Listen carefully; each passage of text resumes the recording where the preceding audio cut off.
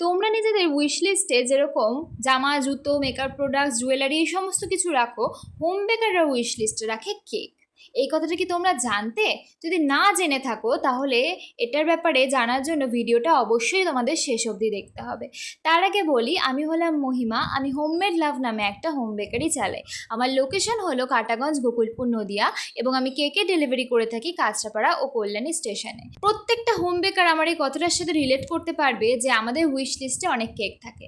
Wish লিস্টটা কোথায় জানো? সেটা হচ্ছে আমাদের গ্যালারি। অনেক হোম বেকার আছে যাদের করা কাজ আমাদের এতটাই পছন্দ হয়, যেগুলো আমরা নিজেদের গ্যালারিতে রাখি, যে হয়তো কোনোদিন সেটা করে উঠতে পারবো।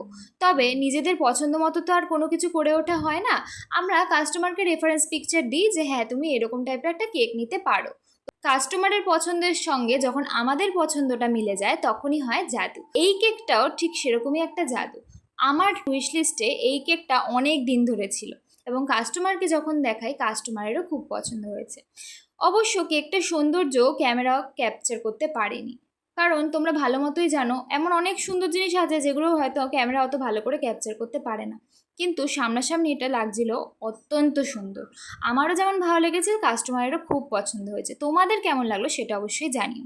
আর ভিডিও দেখে সবাই লাইক দিয়ে পালিয়ে যাচ্ছ কিন্তু। পেজটাকে ফলো করো আর ইউটিউব থেকে আমাকে অবশ্যই সাবস্ক্রাইব করো কিন্তু।